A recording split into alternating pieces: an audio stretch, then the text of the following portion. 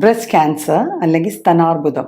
ഇപ്പം ഈയിടെയായിട്ട് നമ്മൾ കുറേ അധികം കേസുകൾ കേൾക്കുന്നതിനേക്കാളും കൂടുതൽ ഈ ഒരു ടോപ്പിക്ക് നമ്മുടെ കൺസേൺ ആവാൻ കാരണം എന്ന് വെച്ചാൽ പലർക്കും പലതരം പേടികൾ അല്ലെങ്കിൽ ആശങ്കകൾ ഈ ഒരു അസുഖത്തെക്കുറിച്ചുണ്ട്.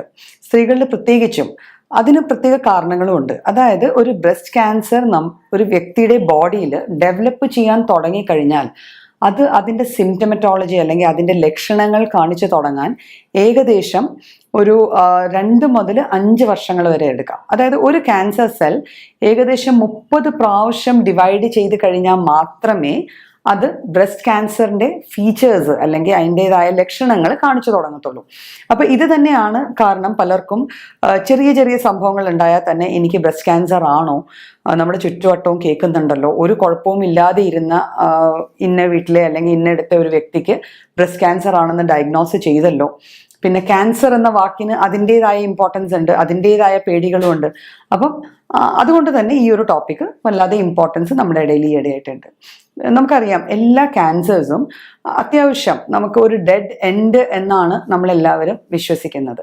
പക്ഷെ ബ്രസ്റ്റ് ക്യാൻസറിൻ്റെ കേസിൽ ഈ പറഞ്ഞ പോലെ ബ്രസ്റ്റ് ക്യാൻസറിൻ്റെ ഡിവിഷൻ നടന്ന് ആ ഡിസീസ് എസ്റ്റാബ്ലിഷ് ചെയ്യാൻ എത്ര കാലം എടുക്കുന്നുവോ അത്രയും തന്നെ കാലം അതിന് സർവൈവൽ റേറ്റ് ഉണ്ട്. അതായത് ഒരു അസുഖം നേരത്തെ കണ്ടെത്തിയാൽ നമ്മളത് നേരാവണ്ണം ചികിത്സിച്ചു കഴിഞ്ഞാൽ നമുക്ക് പലപ്പോഴും ഒരു വ്യക്തിയുടെ നോർമൽ ജീവിതം തുടർന്നു കൊണ്ടുപോകാൻ പറ്റും. അപ്പോൾ അത് തന്നെയാണ് അതിൻ്റെ ഇമ്പോർട്ടൻസും. അതുകൊണ്ട് നമ്മൾ എത്രയും പെട്ടെന്ന് അത് ഡയഗ്നോസ് ചെയ്താൽ നമുക്കത് നന്നായിട്ട് മാനേജ് ചെയ്ത് പോകാൻ പറ്റും. അപ്പം നമുക്ക് നോക്കാം എന്തുകൊണ്ടൊക്കെയാണ് ബ്രസ്റ്റ് ക്യാൻസർ വരുന്നത്, അല്ലെ? പലരും ചിന്തിക്കാറുണ്ട് എന്താ ഇതിൻ്റെ കാരണങ്ങൾ എന്തൊക്കെയാണ്. അപ്പോൾ പ്രത്യേകിച്ച് ഇന്ന കാരണം കൊണ്ട് ബ്രസ്റ്റ് ക്യാൻസർ വരും എന്ന് നമുക്ക് പറയാൻ പറ്റില്ല. ലൈക്ക് ഇപ്പം നമ്മൾ ലങ് ക്യാൻസർ ആണെങ്കിൽ നമുക്ക് പറയാം ഒരാൾ സ്മോക്ക് ചെയ്യുന്നുണ്ടെങ്കിൽ ലങ് ക്യാൻസർ വരാം, അല്ലെങ്കിൽ ഒരാൾ മദ്യപിക്കുന്നുണ്ടെങ്കിൽ ലിവറിന് ക്യാൻസർ വരാം എന്നൊക്കെ പറയാം. പക്ഷെ ബ്രസ്റ്റ് ക്യാൻസറിന്റെ കേസിൽ നമുക്കങ്ങനെ സ്പെസിഫിക് ആയിട്ട് ഇന്ന കാരണം ഉണ്ടെങ്കിൽ ബ്രസ്റ്റ് ക്യാൻസർ വരും എന്ന് പറയാൻ പറ്റില്ല. പിന്നെ എന്താ അവിടെ നോക്കണ്ടേ? അതായത് കുറച്ച് ഫാക്ടേഴ്സ് ഉണ്ട്, കുറച്ച് കാരണങ്ങളുണ്ട്. ഈ കാരണങ്ങൾ ചില വ്യക്തികളിൽ വല്ലാണ്ട് പ്രോമിനൻ്റ് ആയിട്ട് വന്നു കഴിഞ്ഞാൽ അവർക്ക് ബ്രസ്റ്റ് ക്യാൻസർ വരാനുള്ള സാധ്യത കൂടുകയാണ്. അപ്പോൾ ഏത് വ്യക്തിയും ഒരു കുഞ്ഞ് ജനിക്കുമ്പോൾ മുതൽ ആ കുഞ്ഞ് കൊണ്ടു നടക്കുന്നത് അതിൻ്റെ പേരൻസിൻ്റെ ഫീച്ചേഴ്സ് ആണ്, അല്ലേ? അപ്പം ഒരു ഫാമിലി ഹിസ്റ്ററി ഓഫ് ക്യാൻസർ, പ്രത്യേകിച്ച് ബ്ലഡ് ക്യാൻസർ ഉണ്ടെങ്കിൽ നമുക്ക് ബ്ലഡ് ക്യാൻസർ വരാനുള്ള സാധ്യത പോസിബിലിറ്റി കുറച്ചുകൂടെ കൂടുതലാണ്. അപ്പോൾ അവിടെ ഒരു ജനറ്റിക് ഫാക്ടർ വർക്കൗട്ട് ചെയ്യുന്നുണ്ട്. പിന്നെ ബ്രസ്റ്റ് ക്യാൻസർ വരാൻ ചാൻസസ് ഉള്ളത് ചില മരുന്നുകൾ എടുക്കുന്നത്, അല്ലെ, കോൺട്രസെപ്റ്റീവ്സ് ആയിട്ട് കഴിക്കുന്ന, അത് ഗർഭനിരോധനത്തിന് ഉപയോഗിക്കുന്ന മാർഗങ്ങളോ മരുന്നുകളോ നിരന്തരമായി ഉപയോഗിച്ചാൽ അതൊരു ബ്രസ്റ്റ് ക്യാൻസറിലേക്ക് ലീഡ് ചെയ്യാൻ ചാൻസസ് ഉണ്ട്. പിന്നെ പൊതുവെ ഗർഭധാരണം നടക്കാത്ത സ്ത്രീകളിൽ, പ്രഗ്നൻസി എന്നുള്ളൊരു കണ്ടീഷൻ വരാത്ത സ്ത്രീകളിൽ ബ്രസ്റ്റ് ക്യാൻസർ വരാനുള്ള സാധ്യതകൾ കൂടുതലുണ്ട്. പിന്നെ ചില ലൈഫ് സ്റ്റൈൽ ഡിസോർഡേഴ്സ് ഉള്ള ആൾക്കാർ, അതായത് ഒബീസ് ആയിട്ടുള്ള ഒരാൾ, അല്ലെ, ഒരു അമിതമായി വണ്ണമുള്ള ഒരു സ്ത്രീക്ക് ബ്രസ്റ്റ് ക്യാൻസർ വരാനുള്ള ചാൻസസ് കൂടുതലാണ്. അതുപോലെ തന്നെ ബ്രസ്റ്റ് ക്യാൻസർ വന്നു കഴിഞ്ഞാലും അമിതവണ്ണം കൂടാനുള്ള സാധ്യതയും അതേപോലെ കൂടുതലാണ്.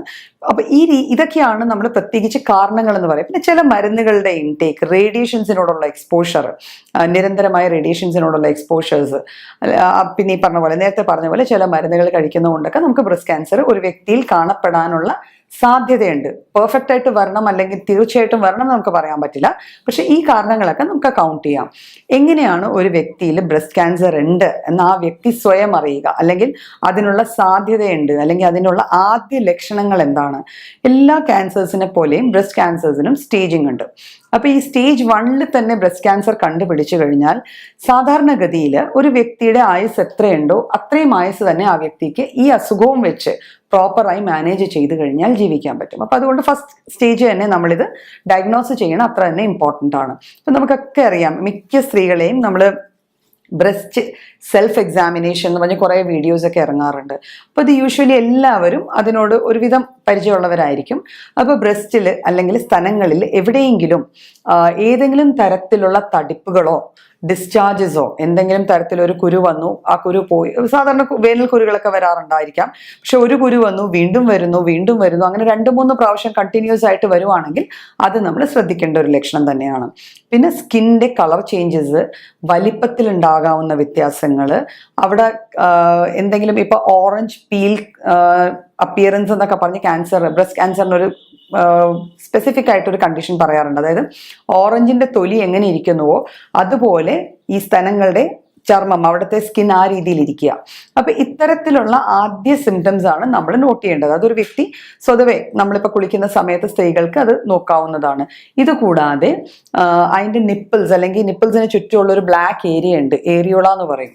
ഈ ഭാഗങ്ങളിൽ ഏതെങ്കിലും തരത്തിലുള്ള കളർ ചേഞ്ചോ അല്ലെങ്കിൽ ഒരു ഡ്രൈനെസ് വരികയോ ചൊറിച്ചിൽ വരികയോ അല്ലെങ്കിൽ കുരുത്ത് വരിക, അവിടെ നിന്ന് ഡിസ്ചാർജ് വരിക, നിപ്പിൾസിൽ നിന്ന് നോർമൽ ഡിസ്ചാർജ് ബ്രസ്റ്റ് ഫീഡിങ് ഉള്ള സമയത്തുള്ള മിൽക്ക് മാത്രമാണ്. അതിന് വിരുദ്ധമായിട്ട് വേറെ ഏതെങ്കിലും സ്റ്റേജ് ഓഫ് ലൈഫിൽ നിപ്പിൾസിൽ നിന്ന് ഡിസ്ചാർജ്, അത് പാല് പോലെ ആവാം, വെള്ളം പോലെ ആവാം, ബ്ലഡി ഡിസ്ചാർജസ് ആവാം. അപ്പൊ ഇങ്ങനത്തെ ഡിസ്ചാർജസ് വരിക, ഇതും ഒരു മെയിൻ ലക്ഷണമാണ്, നമ്മൾ നോട്ട് ചെയ്യേണ്ട ആദ്യ ലക്ഷണങ്ങളിൽ ഒന്നാണ്. ഇത് കൂടാതെ വരാവുന്നത് വേദനകളാണ്. ഏതെങ്കിലും തരത്തൊരു വേദന വരുന്നു, ആ വേദനയ്ക്ക് പ്രത്യേകിച്ച് കാരണങ്ങളൊന്നുമില്ല. ഇപ്പൊ ചിലപ്പോൾ ചില ആൾക്കാർ എന്തെങ്കിലും നമ്മൾ ജോലിയൊക്കെ ചെയ്ത് കഴിയുമ്പം മസിൽ പെയിൻ പോലെയുള്ള പെയിൻസ് ഒക്കെ വരുമ്പം ആ പെയിൻസ് അതിലും കൂടുതൽ നീണ്ടു നിൽക്കുന്നുണ്ടെങ്കിൽ സ്വാഭാവികമായിട്ട് അത് നമ്മൾ ഈ രീതിയിൽ സംശയിക്കേണ്ടതാണ്. പിന്നെ ബ്രസ്റ്റിനോട് ഏറ്റവും അടുത്ത് കിടക്കുന്ന കഴലകൾ, അതായത് നമ്മുടെ കക്ഷത്തിനുള്ളിൽ, സ്ത്രീകളുടെ കക്ഷത്തിനുള്ളിലുള്ള എല്ലാ ഏരിയാസിലും, നമ്മുടെ ബോഡിയുടെ ഓരോ ഏരിയാസിൽ അതാത് ഏരിയാസിൽ കുറച്ച് കടലകൾ അല്ലെങ്കിൽ ലിംഫ് നോഡ്സ് എന്ന് പറയും. ഇവയാണ് ആ ഏരിയയിൽ ഡ്രെയിനേജ് എടുക്കുന്നത്. അപ്പൊ ആ ഡ്രെയിനേജിൽ, അപ്പൊ ബ്രസ്റ്റിന്റെ ഡ്രെയിനേജ് ഏരിയാസ് വരുന്നത് കക്ഷങ്ങളിലാണ്. അപ്പൊ കക്ഷത്തിൽ വേദനയുള്ള കുരുക്കൾ വരിക, അല്ലെങ്കിൽ ഒരു തടിപ്പ് കാണുക, ഇതൊക്കെ ബ്രസ്റ്റ് ക്യാൻസറിന്റെ ആദ്യ ലക്ഷണങ്ങളായിട്ടാണ് കാണപ്പെടുന്നത്. അപ്പൊ ഈ ലക്ഷണങ്ങൾ കണ്ടു കഴിഞ്ഞാൽ ഒരാൾ എന്താ ചെയ്യേണ്ടത്? ഇപ്പൊ നമ്മൾ ബ്രസ്റ്റ് സെൽഫ് എക്സാമിനേഷൻ ചെയ്തു, അപ്പൊ നമുക്കൊരു ഡൗട്ട് തോന്നുന്നുണ്ട്, ഒരു ചെറിയ ലംപ് അല്ലെങ്കിൽ ഒരു ചെറിയ തടിപ്പ് അവിടെ ഉണ്ട്. അപ്പൊ നമ്മൾ ആദ്യം ചെയ്യേണ്ടത് ഒരു ഡോക്ടറെ കണ്ട് കൺസൾട്ട് ചെയ്യേണ്ടത്. അപ്പൊ കണ്ടു കഴിയുമ്പോൾ ചിലപ്പോൾ ഡോക്ടേഴ്സ് കുറെ ഇൻവെസ്റ്റിഗേഷൻസ് ഒക്കെ പറയും. ഈ ഇൻവെസ്റ്റിഗേഷൻസ് കേട്ട ഉടനെ മിക്കവർക്കും സംഭവിക്കുന്നതെന്ന് വെച്ചാൽ അയ്യോ പേടിയാണ്, അല്ലെ, എന്താ ഇത് അങ്ങനെ വല്ലതും ആയിരിക്കുമോ? പക്ഷെ ഞാൻ പറഞ്ഞല്ലോ, എത്ര നേരത്തെ നമുക്ക് ബ്രസ്റ്റ് ക്യാൻസർ ഡയഗ്നോസ് ചെയ്യാം, അത്ര അധികം ഒരു വ്യക്തിയുടെ ജീവൻ നമുക്ക് രക്ഷപ്പെടുത്താൻ പറ്റും. ജീവൻ തന്നെ, ലൈഫ് തന്നെ, അതായത് നോർമൽ ലൈഫ് ലീഡ് ചെയ്യാൻ പറ്റും ആ വ്യക്തിക്ക്. അപ്പൊ അതുകൊണ്ട് കുറെ ബ്ലഡ് ടെസ്റ്റുകൾ ഉണ്ട്. പക്ഷെ ആദ്യ സ്റ്റേജുകളിൽ ബ്ലഡ് ടെസ്റ്റ് എല്ലാം എവിഡന്റ് ആവണമെന്നില്ല. എന്നാലും കുറെ ബ്ലഡ് ടെസ്റ്റുകൾ ഉണ്ട്. ആ ബ്ലഡ് ടെസ്റ്റുകൾ ഡോക്ടേഴ്സ് എഴുതി തരുന്ന മാത്രയിൽ ചെയ്യുക. അതുകൂടാതെ മാമോഗ്രാം എന്ന് പറഞ്ഞൊരു പ്രൊസീജിയർ ഉണ്ട്. ശരിക്കും പറഞ്ഞാൽ യൂറോപ്യൻ കൺട്രീസിലൊക്കെ ഒരു 35 ഇയേഴ്സ് കഴിഞ്ഞാൽ ഒരു റുട്ടീൻ എക്സാമിനേഷൻ ആണ് മാമോഗ്രാം. പക്ഷെ നമ്മുടെ നാടുകളിൽ അങ്ങനെയില്ല. ഇങ്ങനെ സംശയങ്ങൾ ഉണ്ടെങ്കിൽ മാത്രം. ഇപ്പൊ മാമോഗ്രാം ചെയ്യുമ്പോൾ അതൊരു USG പ്ലസ് എക്സ്റേ സ്റ്റഡീസ് ആണ്. അത് ചെയ്ത് കഴിഞ്ഞാൽ അതിൽ ഗ്രേഡിംഗ് ഉണ്ട്, 1, 2, 3, 4 എന്നൊക്കെ പറഞ്ഞിട്ട് ബൈറാറ്റ്സ് ഗ്രേഡിംഗ്. അപ്പൊ ആ ഗ്രേഡിംഗ് വെച്ചിട്ട് നമ്മൾ ഏത് സ്റ്റേജിലാണ് എന്നറിയാൻ പറ്റും. ഒന്നും ഇല്ല എങ്കിൽ അതും നമുക്ക് അതിൽ അറിയാൻ പറ്റും. ഓക്കെ, അപ്പൊ ഇൻവെസ്റ്റിഗേഷൻസ് എപ്പോഴും ചെയ്യുന്നത് നമ്മൾ അസുഖങ്ങളെ ഡിസ്കാർഡ് ചെയ്യാനാണ് എന്നുള്ളത് വേണം നമ്മുടെ മനസ്സിൽ ആദ്യം ഉണ്ടാവുക. അപ്പൊ ഇനി നമ്മൾ അത് കണ്ടുപിടിച്ചു എന്നിരിക്കട്ടെ, first stage of breast cancer ഉണ്ട് എന്നിരിക്കട്ടെ. അപ്പൊ അതിന് പലതരത്തില് കൺസർവേറ്റീവ് ട്രീറ്റ്മെന്റ് ഉണ്ട്, അല്ലെങ്കിൽ നമുക്ക് അതിന് റാഡിക്കലായിട്ട് അത് ലംപ് റിമൂവലോ അല്ലെങ്കിൽ ഗ്ലാൻഡ് റിമൂവലോ, അത് കഴിഞ്ഞ് ഫോളോഡ് ബൈ റേഡിയേഷൻ അല്ലെങ്കിൽ കീമോതെറാപ്പി, ഇത്തരത്തിലുള്ള ട്രീറ്റ്മെന്റ്സ് ഉണ്ട്. മെഡിക്കൽ മാനേജ്മെന്റ് സ്റ്റേജ് ആണ് ഫസ്റ്റ് സ്റ്റേജ്. അപ്പൊ ഫസ്റ്റ് സ്റ്റേജിൽ പലപ്പോഴും ഏത് ടൈപ്പ് ഓഫ് ക്യാൻസർ ആണെന്ന് അറിഞ്ഞു കഴിഞ്ഞാൽ നമുക്ക് മെഡിസിൻസ് കൊണ്ട് തന്നെ അത് ഹാൻഡിൽ ചെയ്ത് ഒരാളെ തിരിച്ച് ലൈഫിലേക്ക് കൊണ്ടുവരാവുന്നതാണ്.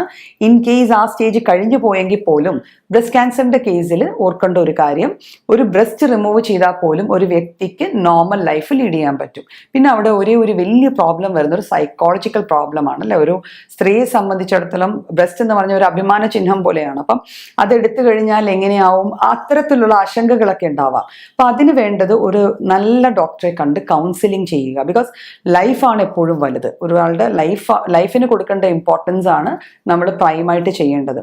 അപ്പൊ അങ്ങനെ ഒരു കൗൺസിലിംഗ് സെഷൻ അല്ലെങ്കിൽ ട്രീറ്റ്മെന്റ് അല്ലെങ്കിൽ കൺസർവേറ്റീവ് തെറാപ്പി, ഈ തെറാപ്പീസ് യൂസ് ചെയ്ത് കഴിഞ്ഞാൽ നമുക്ക് ബ്രസ്റ്റ് ക്യാൻസർ വന്ന ഒരു വ്യക്തിയെ പൂർണ്ണമായിട്ടും തിരിച്ച് ജീവിതത്തിലേക്ക് കൊണ്ടുവരാൻ പറ്റുന്നതാണ്. അപ്പൊ എങ്ങനെയാണ് ബ്രസ്റ്റ് ക്യാൻസർ വരാതെ ഇരിക്കാൻ എന്തെങ്കിലും ചെയ്യാൻ പറ്റുമോ എന്നുള്ള ചോദ്യമായിരിക്കുമല്ലോ മിക്കപ്പോഴും എല്ലാവർക്കും വരിക.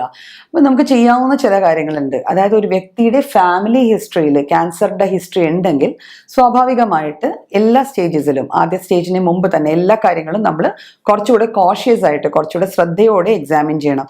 ഈ പറയുന്നതിന്റെ അർത്ഥം ഒരിക്കലും പേടിച്ച് ജീവിക്കണം അല്ലെങ്കിൽ സംശയിച്ച് ജീവിക്കണം എന്നല്ല.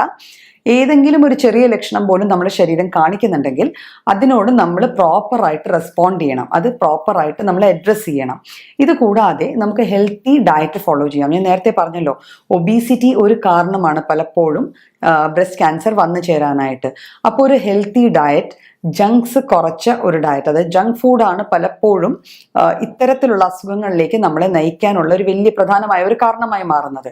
അപ്പോൾ ഹെൽത്തി ന്യൂട്രീഷ്യസ് ആയിട്ടുള്ള നാച്ചുറൽ ഫുഡ് കഴിക്കുക, ജങ്ക് കാലറീസ് മാക്സിമം കുറയ്ക്കുക, പ്ലസ് ആൽക്കഹോൾ കണ്ടന്റ് ഉള്ള ഫുഡ് ഐറ്റംസ്. ആൽക്കഹോൾ ഇപ്പം നമ്മുടെ നാട്ടിൽ അല്ലാന്ന് പറയുന്നില്ല, എന്നാലും നമുക്കത് സ്ത്രീകളിൽ അത്ര വലിയൊരു കോമൺ കണ്ടീഷൻ അല്ല. എല്ലാവരും ആൽക്കഹോൾ യൂസ് ചെയ്യണ അത്ര കോമൺ അല്ല, മദ്യം കഴിക്കുന്നത് അത്ര കോമൺ അല്ല. യെറ്റ് നമ്മുടെ നാട്ടിലും അങ്ങനെയൊക്കെ ഉണ്ട്. അപ്പം ഈ ആൽക്കഹോൾ കൺസംഷൻ ഏത് വിധത്തിലുള്ളതാണെങ്കിലും അത് മിനിമൈസ് ചെയ്യുക. പിന്നെ ഫുഡിൽ ഒരിക്കലും ഈ സ്മോക്ഡ് ആയിട്ടുള്ള ഫുഡ്, കരിഞ്ഞ ആ ടൈപ്പ് ഓഫ് കുറെ അധികം പ്രോസസ്സ് ചെയ്ത ഫുഡുകൾ നമ്മൾ വേണ്ടാന്ന് വെക്കുക. അപ്പം ഇത്തരത്തിൽ ഹെൽത്തി ഡയറ്റും മോഡറേറ്റ് എക്സസൈസസ് എപ്പോഴും അഭികാമ്യമാണ്. എപ്പോഴും നമ്മളത് ചെയ്യുന്നത് ആഡഡ് പോയിന്റ്സ് തന്നെയാണ്. അപ്പം മോഡറേറ്റ് എക്സസൈസസ്, ഹെൽത്തി ഡയറ്റ്, പിന്നെ നമ്മുടെ ബോഡി സ്ട്രെച്ചറിനനുസരിച്ചുള്ള വെയിറ്റ് മെയിൻറ്റെയിൻ ചെയ്ത് പോയി കഴിഞ്ഞാൽ പലപ്പോഴും നമുക്ക് ഇത്തരത്തിലെ കണ്ടീഷൻസ്, അതായത് നമ്മൾ ഇതിൻ്റെ ഈ സ്റ്റേജിങ്ങിലേക്ക് പോകുന്നതിന് മുമ്പ് നമുക്ക് അവോയ്ഡ് ചെയ്യാൻ പറ്റുന്നത്.